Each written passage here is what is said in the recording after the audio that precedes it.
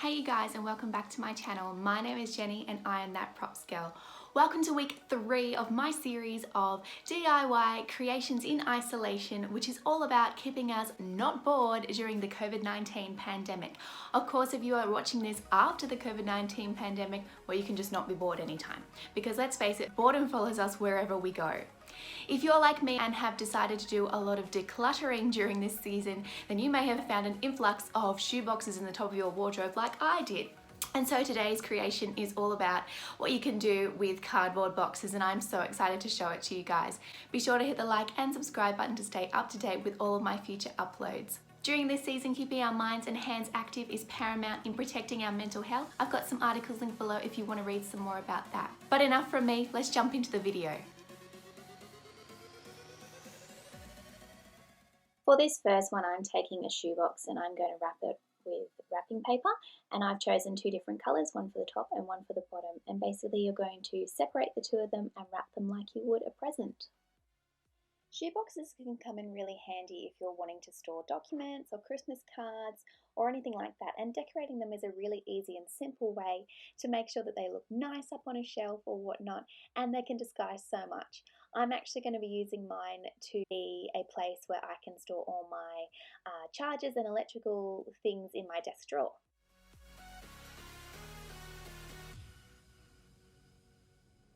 In this next one, I'm taking a shoebox which isn't a separate top and bottom. It's actually an all-in-one box, which are quite common these days depending on where you buy your shoes, and I'm doing a unique storage box out of that. And what I'm using is just some black contact, and I'm going to wrap the bottom in that, and then I'm going to wrap the top in some fabric that I have laying around.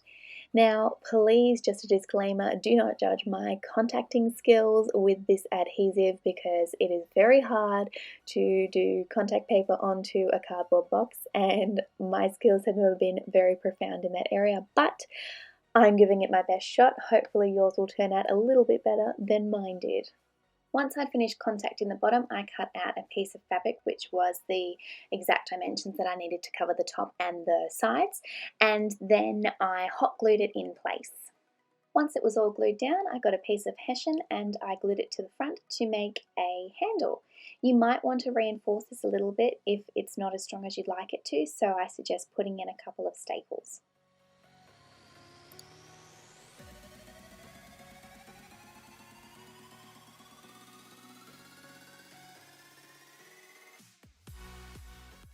In this one, I have a detachable shoebox again, and I'm covering it from top to bottom in jute twine.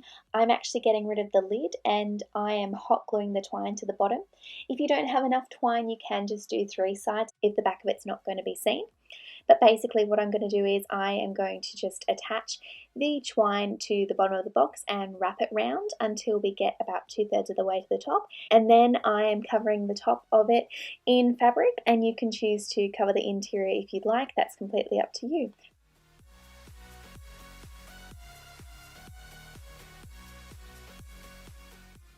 For this one, I got an ordinary box, and you can use any box size you like, and I decided that I wanted to cover it in Hessian, but I realised that the colours underneath were going to show through, so I thought I'd better spray paint it white first. And when the spray painting was dry, I then got hot glue and covered the box in that and then wrapped it in Hessian. When that was done, I cut off a little tiny piece of Hessian and glued it to the top to make a little handle, and then I cut an old magnet in half and glued them to the box and the little extra tab to make a latch, and I attached a button to it to make it look really cute, and that was done.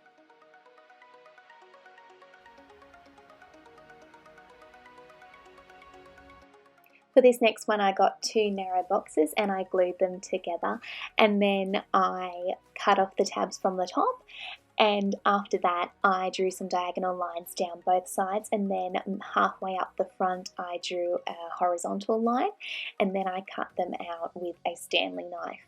After I'd done this, I spray painted the whole thing black and then covered the edges in some washi tape when it was dry, and it makes a beautiful little divider.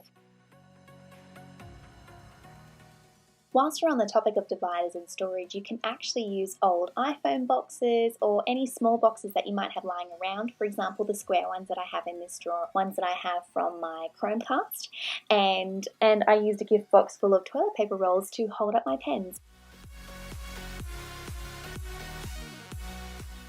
This last one's really special and beautiful. I'm making a DIY floral letter and I'm making the letter L. So basically I cut out the base of the L from cardboard and then cut out the sides and glued them all on and then spray painted the whole thing black. And then when that was done, I filled it with styrofoam. You could also use floral foam if you've got any lying around, but basically any styrofoam used for packing is fine.